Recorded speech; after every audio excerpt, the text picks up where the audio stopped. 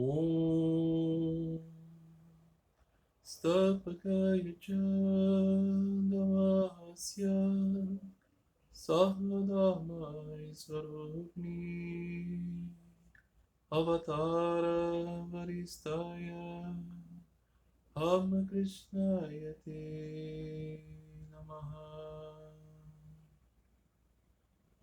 Saudações a ti, que pelos ensinamentos e vida reuniu o coração de todas as religiões, filosofias, caminhos. É encarnação especial, é encarnação de nossa época. Saudações a ti, Thakur Sri Ramakrishna Paramahansa. Meus queridos amigos, com alegria estamos aqui em mais um episódio de leitura e contemplação dos ensinamentos nectários de Sri Ramakrishna, o néctar dos seus ensinamentos, o Sri Ramakrishna Kathamrita, obra escrita por Mahendranath Gupta, discípulo direto de Sri Ramakrishna, que, tendo convivido com mestres dos anos de 1882 e 1886, reuniu, não é, as experiências dos seus encontros, as reuniões de Sri Ramakrishna com os devotos nesse período, e concebeu então, primeiramente, artigos e depois um livro em 5 volumes, escrito originalmente em Bengali, depois traduzido para outras línguas indianas e, no futuro, traduzido para o inglês. E essa versão, a tradução para o inglês que estamos aqui lendo, a versão do Sri Ramakrishna Kathamrita. Estamos chegando muito próximos do final do primeiro volume, dos 5 volumes do Kathamrita. Estamos aqui na 17ª sessão do primeiro volume, numa reunião que ocorre ali no dia 26 de outubro de 1885, em uma localidade chamada Shampur, uma localidade mais afastada, ainda em Calcutá, onde Sri Ramakrishna está numa casa para tratar de sua saúde, ainda que haja uma percepção geral de que o quadro é meio que definitivo. Ele está mais próximo do seu médico pessoal, Dr. Sarkar, e nessa casa, onde ele se encontra para tratamento, ele ainda assim continua recebendo muitos devotos que vão visitá-lo, e nessas reuniões ele apresenta os seus maravilhosos ensinamentos. E das muitas conversas, as mais significativas desse período são, sem dúvida nenhuma, o antagonismo aparente entre a posição do Dr. Sarkar e os ensinamentos devocionais de Sri Ramakrishna, que são muitas vezes permeados de uma certa animosidade, mas sempre com muita afeição, respeito. Um pouco contraditório tudo, porque o Dr. Sarkar parece ser alguém que venera verdadeiramente Sri Ramakrishna, mas o faz com todo o cuidado de dizer que ele não o faz. Então é uma curiosa, né, conciliação, e muito nos ajuda a compreender um dos maiores desafios para a vida espiritual, que é conseguir se entregar ao paradigma da devoção. Porque nosso orgulho é muito grande, nosso orgulho do nosso conhecimento, nosso orgulho da nossa ideia de razão, não é? E aqui não estou dizendo que para sermos devotos precisamos ser irracionais, muito pelo contrário, mas devemos elevar nossa razão a uma instância superior. E eu entendo que é muito precioso esse momento aqui da leitura do Sri Ramakrishna Kathamrita.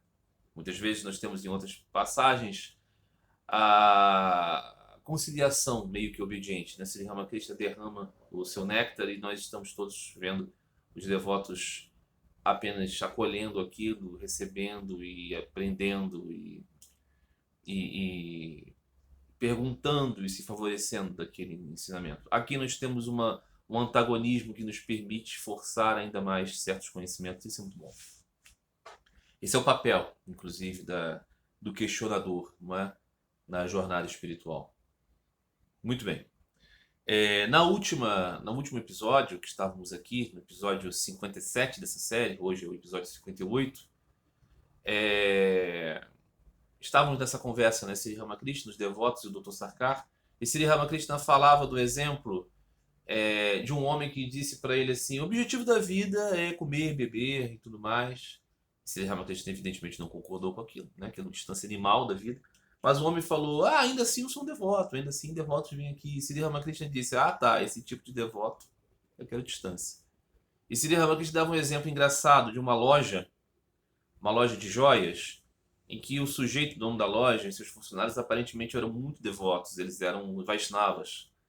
E eles estavam com todos os símbolos externos da crença dos Vaishnavas, né, as marcas de Vishnu na testa, falavam os nomes de Krishna e tudo mais.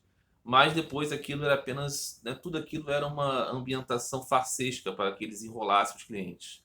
Então, a brincadeira era que as pessoas entravam na loja e o funcionário dizia que chave, o nome de Krishna, né? E o outro dizia Gopal, Gopal, e o outro dizia Hari, Hari. E aquilo tudo eram códigos entre eles para enrolar os clientes. Nisso, Sri Ramakrishna estava dando uma imagem de quanto uma pessoa pode ser muito mundana e ser tomada de uma ideia de que é devota, de que está dentro da religião e tudo mais, né? É... E aí depois ele falou do momento em que Mathur Babu, que era o grande financiador ali, né, do templo, assim, o benfeitor material de Sri Ramakrishna, né, o mecenas, que, né, dava, né, sustentação material àquele templo, ele levou Sri Ramakrishna junto a vários eruditos. Isso aconteceu algumas vezes na vida de Sri Ramakrishna, né? E os eruditos então foram ver aquele sadhu, aquele padre louco. E Sri Ramakrishna, então, em êxtase, apresentava, né, o seu nectário conhecimento, e aqueles homens ficavam boquiabertos e dizendo como é possível que esse Brahmin de aldeia, que não sabe ler e escrever direito, que nunca leu nada, seja tão dotado de conhecimento transcendental. Porque é transcendental, não é? Então, Sri Ramakrishna falava das duas coisas ao mesmo tempo, né? Isso na conversa com o médico é importante porque ele falava a respeito, de fato, da inutilidade, da superficialidade religiosa e falava ao mesmo tempo de que o conhecimento livresco não é o conhecimento do qual ele está falando, né? Conhecimento alcançado pelos sentidos, ele é importante, sem dúvida nenhuma, mas ele não é igual ao conhecimento interior, advindo da nossa própria natureza espiritual, que pode conhecer Deus nessa instância. Que somos parte dele. Ok? Muito bem. Então, Sri Ramakrishna terminava dizendo isso. É por isso que digo que ninguém aprende apenas lendo livros. É claro que se você tem uma mente, você aprende coisas nesse mundo e tal, é claro que a melhor leitura é a leitura sobre livros espirituais, sagrados, devocionais, sem dúvida nenhuma. Você é muito favorecido por isso, desde que a inclinação do seu coração também vá no sentido correto, porque senão você interpreta errado o que lê, né? Muito bem. Então, Thakur continua explanando, e o subtítulo desse diálogo é História Anterior, Primeira Instância de Samadhi, a manifestação de Sarasvati sentado na garganta de um touro. Sri Ramakrishna disse, sim, quando você recebe sua graça, a graça de Deus, você pode haver alguma falta de conhecimento? Ele está dizendo, né? Ele foi, né, como um simplório apresentado àquela reunião de eruditos.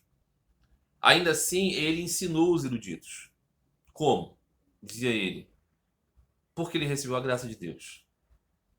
Não é? Então ele fala: olha, eu sou um tolo, eu não sei nada. Então, quem fala tudo isso? Esse discurso que reúne tantas pessoas. O depósito desse conhecimento é inesgotável. Um dia, em Kamarpukur, vi-os, as pessoas, pesando um monte de arroz. Ao fazê-los, eles cantavam Han, Han, Han, Han. Uma pessoa estava pesando e a outra empurrava a pilha de arroz em sua direção, enquanto a primeira pilha diminuía. É o mesmo no meu caso. Quando falo, antes de terminar, minha mãe divina entra, né? Minha mãe divina extrai mais de seu inesgotável estoque de conhecimento. Vamos ver aqui a imagem, né? Ele viu as pessoas descarregando arroz de um silo. Então eles descarregavam, quando acabava aquilo que eles acabavam de colocar num carrinho, ou sei lá, num, num container, tinha mais vindo. Por quê? Porque o silo gigante tinha constantemente arroz. Não parava quando eles capturavam. Então, Sri Ramakrishna faz uma analogia ao que acontece com ele. Ele está falando e quando termina uma fala, termina um pensamento, não é que ele vai ter que concatenar aquilo. Aquilo discorre através dele pela graça da mãe. É a mãe falando através dele. Veja que ao mesmo tempo que Sri Ramakrishna diz que é fonte de um conhecimento inesgotável, ele nunca coloca aquilo sobre a sua própria persona, de Gadadhar. Ele está dizendo que ele é um veículo, um instrumento da mãe. Isso é a manifestação daquela humildade divina, da qual o Senhor Jesus disse: porque me chamas de bom, bom é só Deus que está no céu. Não é? Então aqui nós vemos, as duas coisas estão combinadas. Durante minha infância, continua Thakur, Deus se manifestou em mim. Eu tinha 11 anos e estava atravessando um campo, quando vi algo lá em cima. Dizem que eu estava completamente inconsciente, sem consciência de nada. Eu me tornei uma pessoa diferente desde então. Comecei a ver outra pessoa dentro de mim. Quando eu ia adorar a divindade, a minha mão, em vez de ir até a divindade, subia a minha cabeça e eu oferecia flores para ela. O jovem que morava comigo não se aproximava de mim. Ele disse: eu vejo uma luz estranha no seu rosto. Eu tenho medo de chegar perto de você. Seu irmão dele. Veja que até hoje, nos rituais da Ordem Missão Ramakrishna, muitas vezes os monges colocam uma flor na cabeça, simbolizando essa memória de Sri Ramakrishna. Então, Sri Ramakrishna aqui está revelando um evento extraordinário de sua vida, explicando para nós a trajetória, né, do desvelar da sua condição de Jagadguru. Então ele diz, ele percebe, em um momento, né, ele fala desses êxtases, em um dado momento ele viu um monte de ghouls voando, assim, umas aves voando junto às nuvens, e o contraste entre a luz do sol, as nuvens, nuvens de chuva escuras, os ghouls, o impacto daquela beleza fez com que ele entrasse em samadhi. Em outro momento, ele estava passando por um arrozal e viu a vida manifestar-se em todas as criaturas. A partir dessas experiências, ele passou a ter uma consciência da sua própria natureza espiritual. Em um dado momento, ele vai dizer, né, isso está registrado, que ele viu como se fosse ele mesmo entrando dentro dele mesmo e caminhando dentro dele mesmo como se fosse um prédio, não é? E instruindo ele, como se fosse ele mesmo falando a respeito, né? Ele, a sua persona divina. Então, essas experiências de Sri Ramakrishna que nós, por exemplo, não temos na vida do Senhor Jesus, né? Nós não temos um registro do período da adolescência do Senhor Jesus, né? Da sua infância, adolescência, pelo menos assim nos livros canônicos, né? E aqui nós temos essas reminiscências de Sri Ramakrishna que nos explicam, né, esse processo misterioso da revelação do próprio Avatar. A vida de Sri Ramakrishna é uma constante preparação. Swami Vivekananda dizia: meu mestre passou boa parte de sua vida angariando austeridades e a outra parte dando o que alcançou delas, né? Então, é muito interessante como Sri Ramakrishna se coloca aqui numa posição passiva desse conhecimento. E nisso ele está nos dizendo para que nós também nos coloquemos nessa condição passiva perante Deus, o agente verdadeiro, através de nós, os seus instrumentos. Muito bem. O que é um ensinamento difícil, muito difícil, porque todo o nosso movimento é fazer com que nós sejamos o dono de tudo, né, os senhores do nosso destino. E o ensinamento de Sri Ramakrishna não vai nesse caminho. É claro que aqui há conflitos, como por exemplo o Dr. Sarkar. Muito bem. Capítulo 4 dessa sessão. Livre-arbítrio ou vontade de Deus. Aí aqui uma citação do Bhagavad Gita, né? Final do Bhagavad Gita, capítulo 18, né? O último, versículo 61, que diz: todos os seres giram por sua maia, como se estivessem montados em uma máquina. Todos os seres giram por minha maia. Né? Como se estivessem montados em uma máquina, como se estivessem em um carrossel. Essa é a ideia. Ok? Ou seja, a maia do Senhor é o quê? É a manifestação de tudo isso que existe. O que não significa dizer que tudo isso seja ilusório. Maia aqui não é isso. O Senhor tem Shaktis, diversas energias. Uma de suas energias manifesta ele mesmo para os devotos.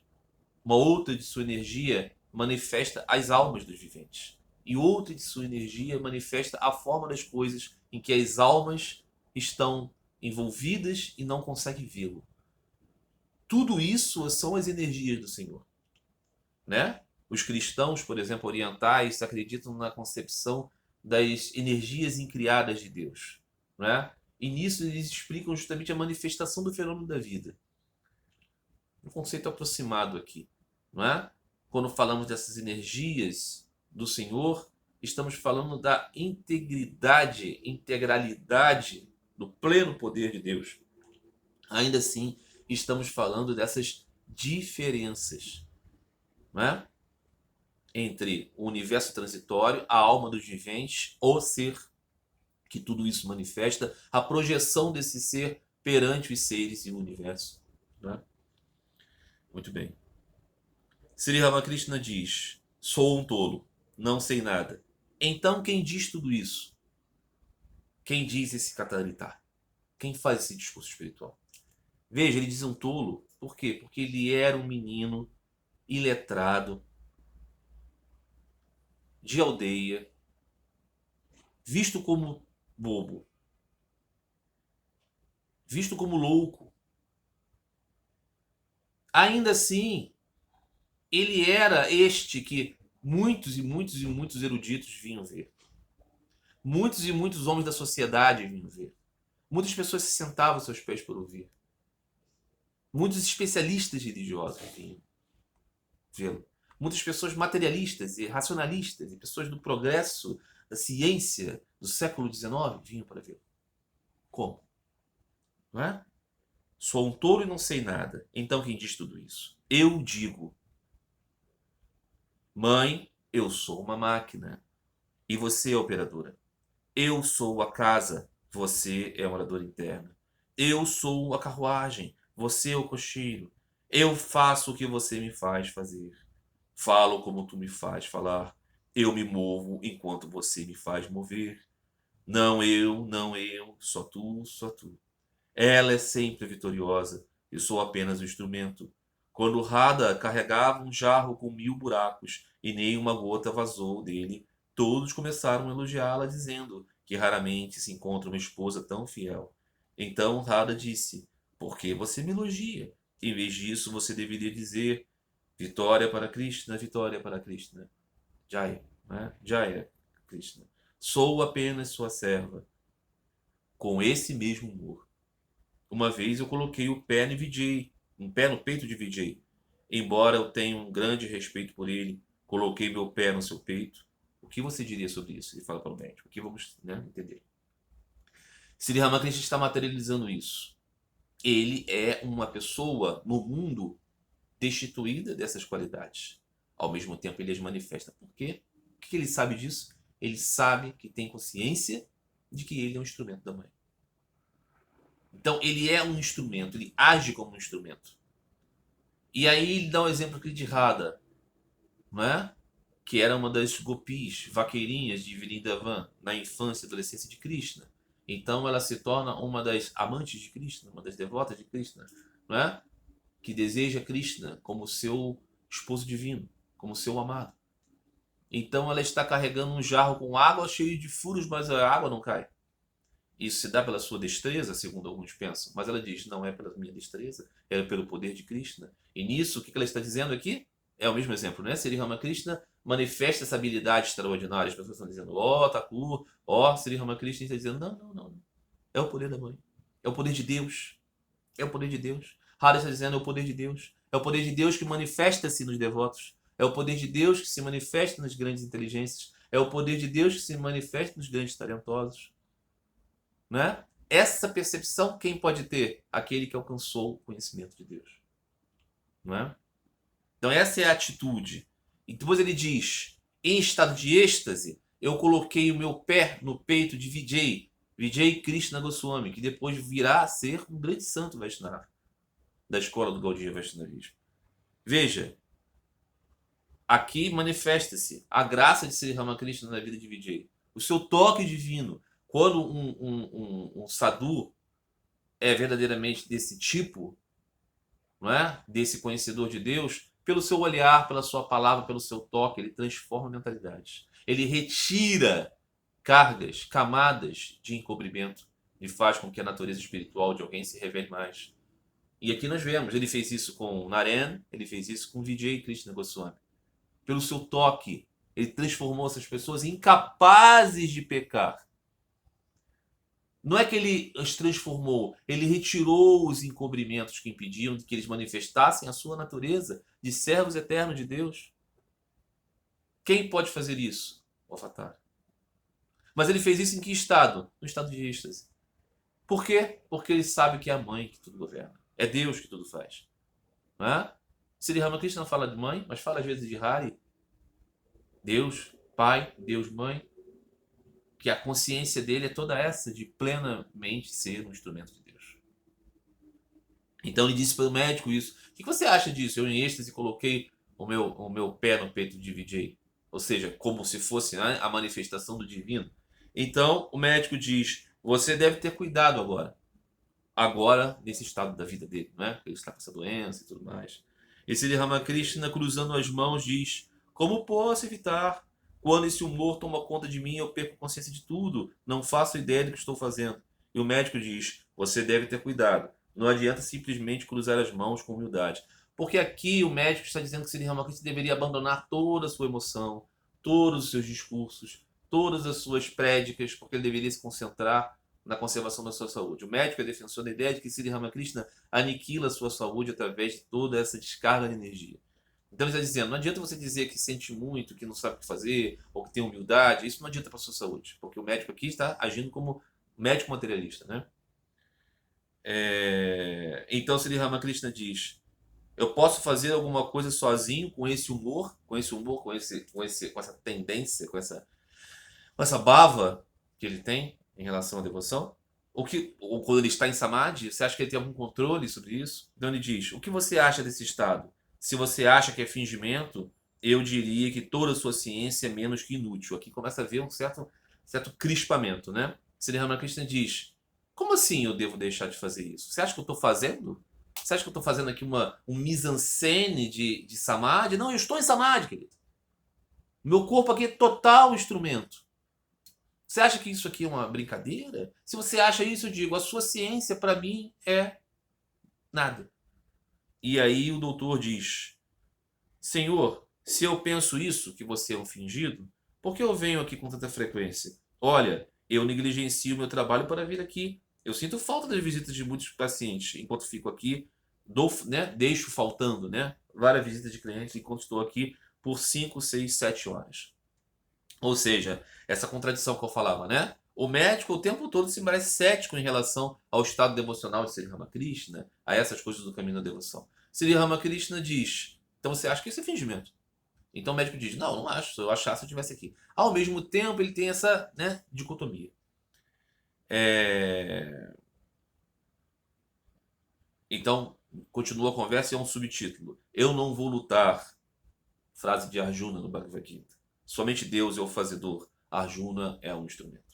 Sri Ramakrishna diz, eu disse a Mathur Babu, esse, né, milionário que cuida do templo, não pense que sinto-me abençoado porque um homem importante como você acredita em mim e me respeita.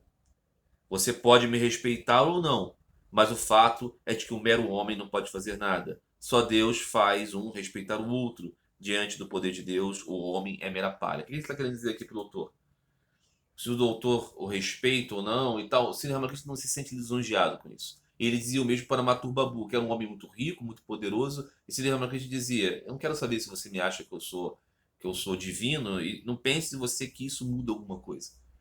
E aí o doutor ia dizer, você acha que eu respeito você porque algum pescador acredita em você? O pescador aqui em questão é o Mathur Babu, que é de uma casta de pescadores. Ele é um homem riquíssimo, assim como a sua prima, não é? A fundadora do grande templo, né? Rani Rasmani. Eles eram de uma casta, né, de pescadores. De uma casta mais baixa, ok? Ainda assim, eles, né, eram muito bem sucedidos. E aqui o doutor usa isso para caracterizar Mathur Babu assim, né, dizendo, você acha que é por causa disso que eu estou aqui? Porque alguém disse que você é isso ou aquilo? Eu respeito você Tenho respeito e consideração por você como homem. Aqui, o doutor está dizendo, eu não estou aqui porque alguém disse que você é Avatara. Eu não estou considerando isso. Estou considerando você como uma pessoa que eu gosto. E Sri Ramakrishna diz, eu estou pedindo que você me respeite, irmão. Ou seja, eu estou pedindo que você me glorifique. E aí Girish Ghosh completa, ele pede que você tenha respeito por ele, doutor. Aqui você vê que a situação é um tanto tensa na conversa, né? E o médico diz para Sri Ramakrishna, você está dizendo que tudo é vontade de Deus, então? Ou seja, quem vai respeitar, quem vai ver, quem vai poder conceber tal coisa. Sri Ramakrishna diz, o que mais eu estou dizendo? A não ser isso, né? O que um homem pode fazer diante da vontade de Deus? Arjuna disse na batalha de Kurukshetra, eu não lutarei essa batalha, eu não matarei meus parentes. Sri Krishna disse, Arjuna, você terá de lutar. A sua natureza irá compeli-lo. Sri Krishna revelou tudo a ele, que todos já haviam sido mortos. Ou seja, na batalha de Kurukshetra é isso, né? Arjuna está lutando uma luta justa. Ele está lutando através de ideais corretos. Ele está lutando contra um opressor. Ao mesmo tempo, esses opressores são parte de sua família. A guerra é uma coisa triste, terrível. Ele olha diante daquilo e fala assim, pra que lutar? Se eu ganho, eu fico pesaroso por quem matei. Se eu perco, evidentemente eu sofro porque perdi. Então eu vou ficar neutro, eu não vou lutar, né? Sri Krishna, então, no Bhagavad Gita, nos capítulos iniciais, explica para ele como é impossível ficar neutro na vida. Você está sempre agindo. E, na verdade, se você tem consciência espiritual, que Arjuna reclamava para ele na sua busca de não lutar, Sri Krishna dizia, não, é apenas um atordoamento, é apenas orgulho e medo, covardia, que você está tentando mascarar como uma ideia alta de ahimsa. Se você tivesse consciência espiritual, você deveria entender que os papéis cumpridos com dignidade são a realização do Dharma. Porque você deve entender que tudo isso é parte do plano de Deus. Quem você realmente é não morre aqui nessa batalha. Quem você realmente é não nasceu lá no ventre da sua mãe. Quem você verdadeiramente é sempre existiu. Eu e você nunca deixamos de existir. Acontece que eu sei disso e você não. Né? Então, Sri Ramakrishna continua dizendo sobre isso. Alguns Sikhs, você sabe, né, o Sikhismo, né, religião surgida por volta ali do século XV, né, que não é uma religião védica, porque não se pauta nos Vedas, mas bebe muito da cultura védica, sem dúvida nenhuma. E muitos Sikhs visitavam Sri Ramakrishna, visitavam o templo de Dakshinela. E alguns Sikhs que foram ao templo disseram que até mesmo a folha de uma árvore treme pela vontade de Deus. Que nem uma única folha pode tremular sem a sua vontade. Aqui ele estava dando um exemplo que mesmo os Sikhs, né, que não fazem parte do sistema Bhakti de Sri Ramakrishna, compreendem o mesmo. E aí o médico diz, se é a vontade de Deus, por que então você tagarela? Por que você fala tanto para dar conhecimento espiritual aos outros? Essa é uma questão que muitas pessoas perguntam, né? Se há uma predeterminação de tudo, por qual razão existe quem prega? Por qual razão existem caminhos? Por qual razão existem antagonismos? Por qual razão existe algum ideal, algum objetivo? Se tudo está na vontade de Deus. Veja como aqui é uma compreensão tosca, mas que muitas vezes se apresenta por aí. Não é? E Sri Ramakrishna diz, ele me faz falar. Então eu falo. Eu sou um instrumento, ele é o operador do instrumento. E o médico diz, você diz que é um instrumento. Não há problema em dizer isso. Então fique quieto, sabendo que tudo é de Deus, ou seja, né? Fica quieto. Esse ficar quieto dele será a ação de Deus. Girish disse, então, ouvindo esse comentário, diga o que quiser, irmão, mas ele, Deus, é quem nos faz agir. Alguém pode dar um único passo contra a vontade do Todo-Poderoso? E o médico retruca, mas ele mesmo nos deu o livre-arbítrio. Se eu quiser, posso meditar em Deus, e se não gostar, não preciso. E Girish diz, se você medita em Deus ou faz qualquer outro bom trabalho, você o faz porque gosta, não é? Não é porque você faz essas coisas, mas o fato de você gostar delas é o que leva a fazê-las. Aqui eles vão entrar numa discussão sobre qual é o motor da vontade. E qual é a ideia de Girish aqui, guiado pelo ensinamento de Sri Ramakrishna? É que a nossa vontade é uma força dominadora. Mas essa nossa vontade precisa ser também considerada pelas nossas pelos nossos sanskaras, pelas nossas impressões. Então, assim, onde está esse tal livre-arbítrio a qual o doutor fala, e que Sri Ramakrishna muitas vezes brinca, né? Será que isso vem de algum conto infantil em inglês? Essa ideia do livre-arbítrio, né? Tantas circunstâncias, tantas coisas diferentes na vida, imposta à vida das pessoas, né? Tantas tendências, né? Hoje a ciência moderna nos fala disso, né? Aspectos neurológicos, né? Determinações até de comportamento, né? Que são genéticas, né? Enquanto nós podemos falar verdadeiramente de liberdade aqui, mas existe, é claro, uma inclinação do anseio, né? Então eles entram nessa conversa, né? Então, eles estão nessa, né? Se é vontade. Então o médico diz, não, o Girish diz, se você medita em Deus ou faz porque quer um bom trabalho, você o faz porque gosta. Não é que você quem faz as coisas, mas o fato de você gostar delas é que o leva a fazê-las. Ou seja, o gostar aqui é a força impulsionadora, a qual você não tem muito controle, porque você não escolhe o que você gosta. Você já viu, né? Você torce por um time de futebol. Não é exatamente porque ele seja o vencedor de todas as Copas. Muitas vezes ele não é. Mas você não consegue mudar isso, não é verdade? É, Então o médico diz: por quê? Eu cumpro com deveres, ou seja, eu também faço coisas que eu não gosto. E Girish diz: isso é porque você gosta de cumprir seus deveres, ou até porque calcule, né? Que necessita cumprir. O médico diz: suponha que uma criança esteja sendo queimada, eu vou salvá-la por um senso de dever, é porque eu sei que devo. E Girish diz: você se sente feliz por salvar a criança, e é por isso que você corre para o fogo. Ou seja, a criança está pegando fogo, né? Ele vai correr no fogo, essa é a imagem, vai capturar a criança, mesmo se ferindo. Por que ele faria algo que vai feri-lo, se isso não é prazer? Porque ele tem um senso de dever. Aí Girish diz: não, é porque você se sentiria muito mal se você não fizesse. Claro, né? É o sentimento positivo que faz você ir até lá, né? É... E aí continua a conversa, e Sri Ramakrishna diz. Aí o subtítulo é: o conhecimento, o objeto do conhecimento e o conhecedor são o triplo impulso da ação. Muito bem. Sri Ramakrishna diz: você precisa ter algum tipo de fé para iniciar qualquer trabalho. Você pensa no seu objetivo e se diverte com isso. Só então você fará o trabalho. Qualquer trabalho, qualquer ação. Sim. Suponha que haja um jarro de metal cheio de moedas de ouro enterrado no chão. Primeiro você tem que saber sobre isso. Saber que existe, né, um jarro com moedas de ouro enterrado em algum lugar. Isso é um conhecimento. Primeiro você tem que saber sobre isso. Saber que está lá. Quando você pensa na jarra, você sente prazer. Sente um entusiasmo, né? Então você começa a cavar a terra. Ao cavar, você ouve um som metálico, né? Bateu a pá, né? Que deixa você feliz. Então, a lateral do pote em algum momento fica visível. E você ainda fica mais feliz. Dessa forma, a sua felicidade aumenta gradualmente. Parados na varanda do templo, eu vi sadhus se preparando para fumar maconha e antecipando a alegria. Os sadhus aqui fumam essa maconha ritualisticamente, né? Então ele está querendo dizer que eles, na antecipação daquele preparo, já estavam entusiasmados com aquilo. E aqui ele faz essa analogia da jarra.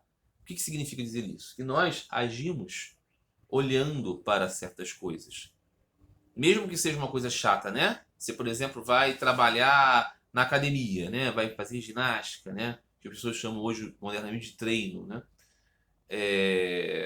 Por quê? Porque gosta? Algumas pessoas até gostam, mas a maioria das pessoas faz aquilo não pelo ato em si, mas por alcançar um resultado. Quer ter um corpo saudável, um corpo bonito até, né? Perder peso, alcançar esse objetivo. Então, o vislumbre daquela condição ainda não alcançada faz com que o desagradável de uma determinada tarefa, cavar, por exemplo, para achar o tal jarro, um esforço, né?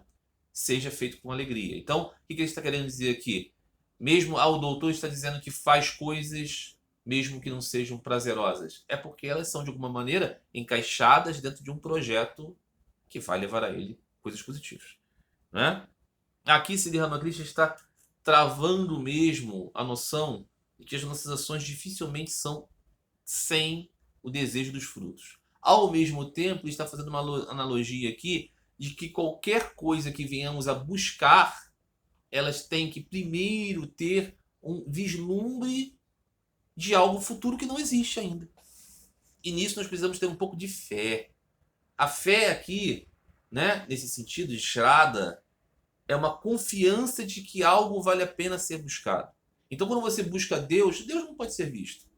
Mas você ainda assim acredita que Ele pode. Acredita que vale a pena buscar. Então você se esforça. Só mesmo a antecipação do conhecimento de Deus dá a você ânimo para que você realize as coisas. Então aqui, tanto no plano mundano, para buscar a jarra de ouro, quanto no plano mais transcendental, que é buscar Deus, a motivação que nós temos na esperança de alcançar o que nós queremos, seja a jarra de ouro ou seja Deus, faz com que a gente ultrapasse os desafios da vida. Não é? Isso exige de nós um pouquinho de fé. E encontrar a jarra de ouro, encontrar Deus. Né? O médico diz, mas o fogo emite calor e luz. Você consegue ver na luz, mas o calor queima seus pés. Quando você cumpre seu dever, não é apenas porque você sente prazer com isso. Isso também pode trazer problemas. O que ele está querendo dizer é que, tudo bem, a gente é movido por essa busca da alegria. Mas essa busca da alegria também traz os dissabores. Então, a gente está comprando as duas coisas. Não é só porque a gente assim, é hedonista, está querendo apenas o prazer. Não, a gente aceita também os percalços. E Sri Ramakrishna diz... Não, e Girish, M, né, Mahendranath Gupta, o autor do Katalita, diz para Girish, quando seu estômago está cheio de comida, suas costas aguentam a carga. Há prazer mesmo nos problemas. E Girish diz para o médico, o dever é árido. E o médico diz, por quê? Então Girish disse, já que ele é árido, ele precisa ser suculento. Ou seja, o fruto, né, do que você busca. Todos riem.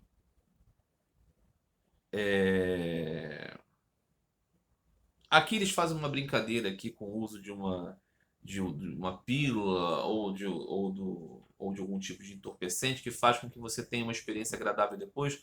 Eu não sei se isso aqui está relativo a alguma coisa afrodisíaca ou algo assim, não é? Mas é o mesmo mecanismo.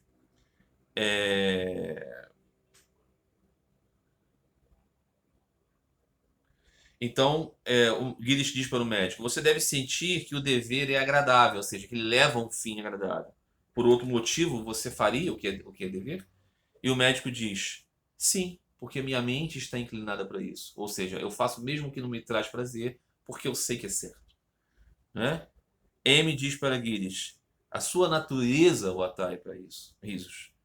Se for a inclinação de sua natureza, então onde está o livre-arbítrio? Aqui, né, Mahendranath Girish compra uma ideia de Thakur que diz que você, doutor, está chamando de sua vontade livre, nós estamos chamando aqui da inclinação impositiva de uma natureza. Então, na verdade, não é bem que você tenha vontade, você é levado para um lado. Veja, atualmente, a própria inclinação das descobertas científicas vão nesse caminho, não é? E o médico diz então: eu não digo que eu seja uma pessoa absolutamente livre. Uma vaca amarrada a um poste só fica livre até onde a corda permitir. O puxão da corda, né? Limita ela. O que você está querendo dizer aqui é que ele tem, evidentemente, uma liberdade relativa. Ele não tem uma liberdade total, mas ele tem uma liberdade relativa. Sri Ramakrishna Então volta a conversa. Ele diz: Jadu Malik também me deu essa ilustração, dizendo para o jovem Narendra. Está em algum livro em inglês? Ou seja, sobre o livre-arbítrio, né? Sri Ramakrishna tratou disso, nós lemos isso aqui no Katarita, né? Nessa conversa mesmo. Essa coisa do livre-arbítrio, Sri Ramakrishna diz, não tem. Não tem nesse sentido, ok? Nesse sentido de determinação absoluta, como se você fosse completamente livre de tendências, de inclinações, não é? De limitações. Não é? Então Thakur diz para o médico, olha, Deus é quem faz tudo. Ele é o operador, eu sou o seu instrumento. Se você puder ter essa fé, você se libertará nesta mesma vida. Isso aqui, para aqueles que acreditam em Sri Ramakrishna, é uma Mahavakya. Se você puder acreditar nisso, você se liberta nesta mesma vida. Então veja, qual é a meditação? Lembra que Sri Ramakrishna diz, de tempos em tempos, recolha-se, fique em solidão e faça o discernimento. Só você é o agente, eu sou o instrumento. Só você é o fazedor. Ele diz, esse pensamento, essa fé, uma vez que entronizada dentro de você, torna você livre. Livre do quê? Do orgulho. Né? Então ele diz, Deus faz o seu próprio trabalho, mas as pessoas dizem que estão fazendo isso. Você sabe como é? Há uma bela ilustração no Vedanta. O arroz está sendo cozido em uma panela. As batatas e as berinjelas foram colocadas junto. Depois de um tempo, as batatas e as berinjelas começam a pular para cima e para baixo, como se estivessem orgulhosas de si mesmas. Estão me movendo, estão pulando para cima e para baixo. Quando as crianças veem isso, pensam que as batatas, o arroz e a berinjela estão vivos, pulando para cima e para baixo. Mas os mais velhos, que sabem melhor, explicam que as batatas, a berinjela e o arroz não são animados. Eles não pulam para cima e para baixo sozinhos. No momento em que você remove as toras das chamas, né, que é um fogão a lenha, esses alimentos param de se mover. Eu sou o fazedor. Esse orgulho do homem é o resultado da ignorância. As pessoas são poderosas apenas pelo poder de Deus. Tudo fica quieto quando você puxa aquelas toras de chamas. As marionetes dançam lindamente quando suas cordas estão nas mãos de um marionetista. Mas no momento em que as cordas caem de suas mãos, elas não conseguem se mover. Aqui, novamente, aquele ensino, né? As Shaktis de Deus. Sri Ramakrishna fala disso, né? Brahma e sua Shakti. Brahma e suas Shaktis. Shakti de Brahma, a possibilidade de vê-lo. Shakti de Brahma, as almas viventes, centelhas, vivas e eternas.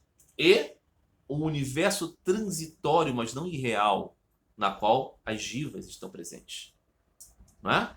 Então, quando pensamos nisso, pensamos o quê? Deus é um agente de tudo, o que não é a consideração de que não haja diferenciações. Novamente, né? Recordando lá a seção 13 desse Katanita, em que Sri Ramakrishna diz, veja, mas isso não significa dizer que as almas individuais do universo são irreais, como diz o Advaita Vedanta. Não é isso.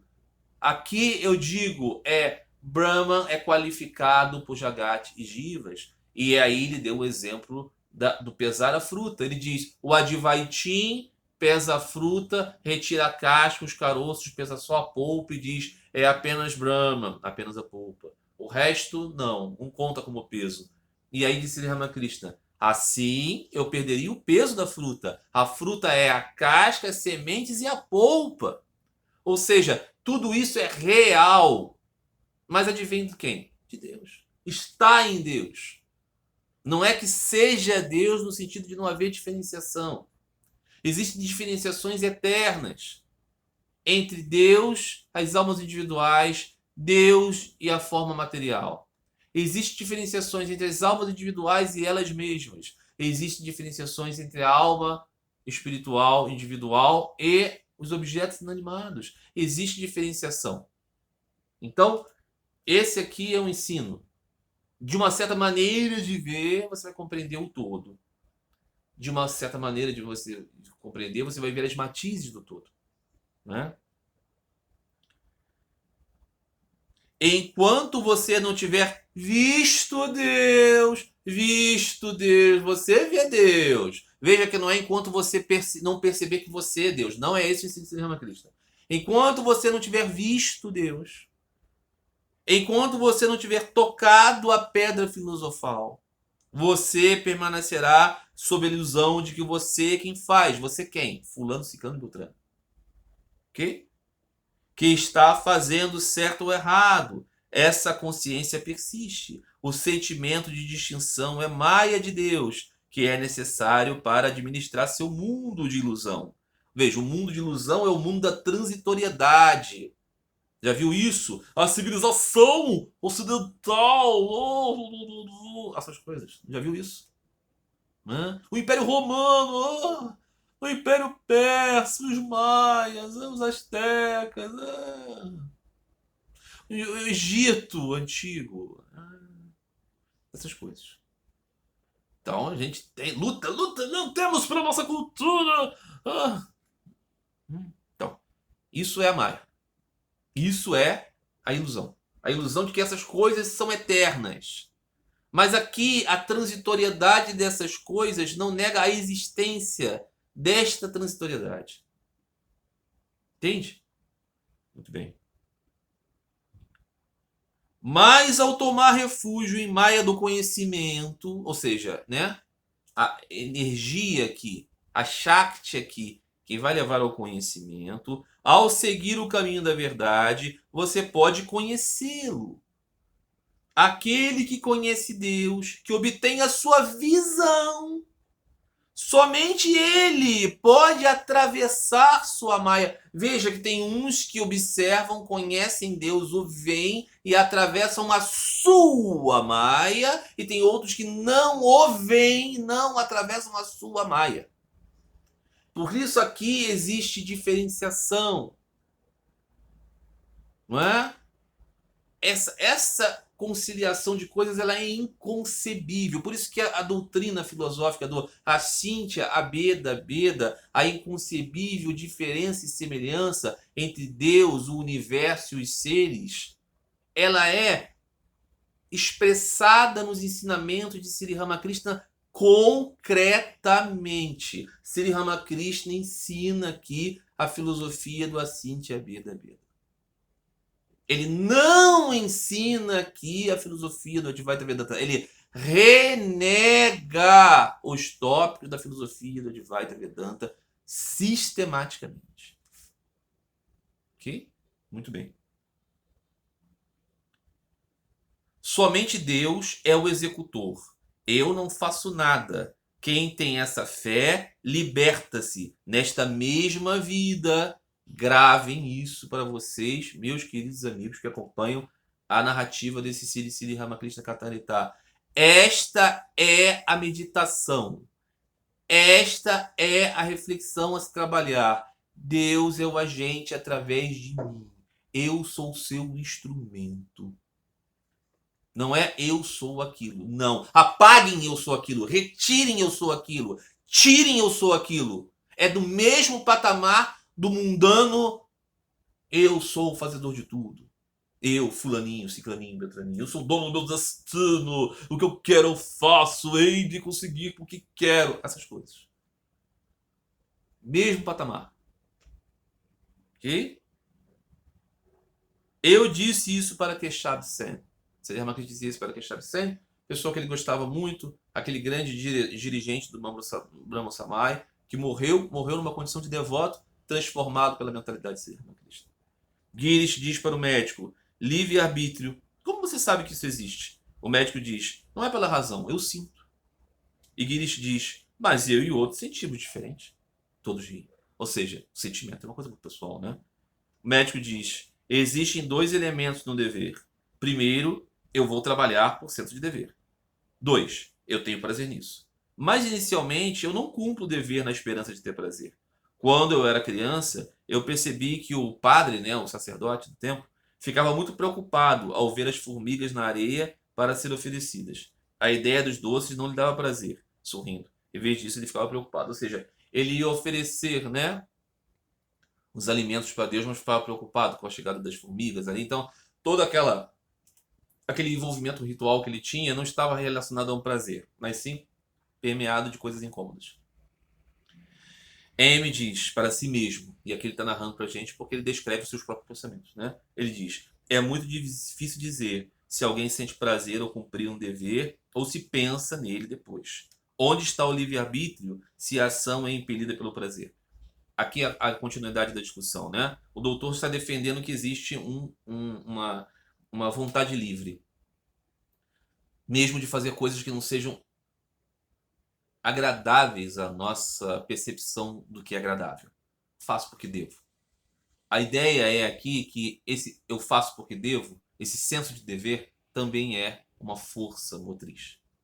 Então você, na verdade, não escolheu isso. Muito bem. Capítulo 5. Amor espontâneo por Deus. História anterior da sua vida. A atitude de Sri Ramakrishna de ser um servo de Deus. Sri Ramakrishna diz, defendendo o médico. Veja, Sri Ramakrishna diz, o que ele, o doutor, está falando se chama devoção sem qualquer motivo egoísta. Eu não quero nada de Mahendra Sakar, o médico, né? Não quero nada, mas gosto de vê-lo. Na verdade, isso é chamado de amor altruísta. Se eu obtiver um pouco de prazer com isso, o que posso evitar nisso? É claro, evidente. Aqui é uma questão muito importante para aqueles que dizem assim: esses devotos eles têm apego a Deus, eles dependem de Deus, então eles estão fazendo motivados por um apego. É claro que você tem apego por Deus, é claro que você tem alegria em Deus, mas por qual razão você não deveria ter alegria? E por qual razão ter alegria em algo impede a sua ação livre? Porque quando você tem alegria em Deus, é livre. Quando você tem alegria no mundo, não. Essa que é a diferença. Então, se nós fazemos algo, por exemplo, né, você cuida dos seus filhos. Você cuida dos seus filhos porque é um dever. Ao mesmo tempo, você fica feliz cuidando dos seus filhos. Qual é o problema de ficar feliz em cuidar dos filhos, se você os ama? Você faz as coisas para eles porque precisa fazer, evidentemente, é sua responsabilidade. Ao mesmo tempo que você gosta. Digamos que alguém seja profissional de uma profissão que a pessoa goste muito. Um atleta profissional, por exemplo. Ele faz pelo dinheiro, sem dúvida nenhuma. Se não cai lá o salário na conta dele, ele não joga. Mas ele ama jogar. Tem problema? Não. Não é? Aqui o ponto é que se você faz algo é, livre do desejo de retribuição, ainda assim a retribuição que chegará por consequência deixa você feliz. Digamos assim, você é, ajuda um amigo. Ajuda um amigo porque você o ama. E o amigo depois te dá um abraço, muito feliz, e diz: obrigado por você ter me ajudado. Você não fez para receber esse abraço. Mas você fica feliz com o abraço. Não tem problema. Mas a sua motivação não foi o abraço. Mesmo que ele não te abraçasse. Mesmo que ele não soubesse. Você faria. Então o Sri Ramakrishna diz: esse tipo de ação é muito boa. Então aqui continua Thakur. A Ralia disse: Rama, não me importo nem mesmo de nascer como um porco, mas desejo puro devoção aos seus pés de lótus. Não quero mais nada. Esse personagem, a Ralia, é um personagem feminino, é uma moça. É uma história do Ramayana. Ela era esposa de um mestre, ok? De um guru famoso. E Hidra, um deus, um devata, tinha desejo por ela. Sabe histórias assim, de Zeus que quer ter relações com as moças? Parecido com isso. Então ele se transforma no marido dela e vai seduzi-la como se fosse o marido. E ela se entrega a quem ela achava ser o marido. Quando o marido real chega na casa, tem a visão dela com Hidra. E aí ele pensa que ela está traindo. Ele amaldiçoa ambos, Hidra e a esposa. A esposa, embora coitadinha, ela não tivesse culpa nenhuma, em virtude de sua maldição, ela se transforma numa pedra. Renasce como uma pedra. E aí o que acontece? Ela passa séculos nessa condição. Só que em um determinado momento, passados séculos depois, Ramachandra, o Senhor Divino, está caminhando ali naquela localidade, no antigo, né, ashram, já em ruínas daquele guru, e ele sente a presença e toca o seu pé na pedra e ela restaura a sua forma humana, a sua consciência, e então é livre daquela maldição, porque é isso que os avatares fazem, né? Eles libertam as pessoas de todas as suas amarras. Aqui, o ponto de discussão é que, coitadinha, ela não teve culpa nenhuma, não é? Ela não teve, por que ela passou por esse apuro, né? Se ela verdadeiramente não era culpada de nada. Mas o cerne da questão da história não é esse. O cerne da questão da história é que ela nunca teve mágoa e que ela é, carregou, né, todos os infortúnios durante séculos, e quando foi restaurada por Deus, ela não tinha nada a pedir a não ser que sempre pudesse pensar nele, não é? Então aqui essa história fala sobre as condições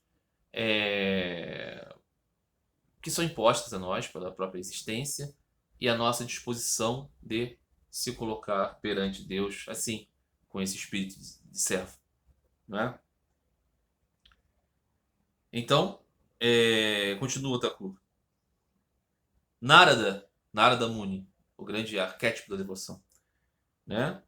Ele foi ver Sri Ramachandra em Ayodhya para lembrá-lo que ele deveria matar Ravandra, o rei que tinha capturado sua esposa Sita. Ao ver Sita e Rama, ele começou a entoar seus louvores. Encantado com sua devoção, Ramachandra disse: Narada, estou satisfeito com seus cantos. Por favor, peça um benefício. Narada disse: Rama, se você deve me conceder uma bênção, por favor, conceda-me que eu possa ter puro amor e devoção pelos seus pés de lótus. Que sua maia, que encanta o mundo, não me encante. Rama disse: Peça outro benefício. E Narada respondeu: Eu não quero mais nada. Eu só quero amor puro pelos seus pés de lótus. E aí Thakur diz, muito bondosamente: é a mesma coisa que o médico. Ele só quer ver Deus. Ele não quer riqueza, honra e conforto físico. Ele não quer absolutamente nada. Isso é chamado de amor puro e devoção. Bom, nós vamos continuar com essa conversa aqui, com toda a discussão que ainda continuará, e com outros momentos encrispados que vão existir aqui, e outros momentos de grande amizade, que é o que permeia toda essa história, todo esse diálogo, e que nós podemos nos beneficiar muito, não é? Meus amigos, finalizamos então aqui esse episódio. Eu espero muito vocês no próximo. Eu espero muito também que aqueles que tenham gostado desse episódio assistam os anteriores. Esse é o trabalho mais significativo desse meu oferecimento aqui, desse canal. E eu fico muito feliz que algumas pessoas tenham descoberto essa fonte inesgotável de conhecimento espiritual autêntico, que são os ensinamentos de Sri Ramakrishna. Que vocês possam se beneficiar muito pela graça do bendito Senhor. Um grande abraço a todos vocês. Até a próxima. Fiquem todos em paz. Fiquem todos com Deus.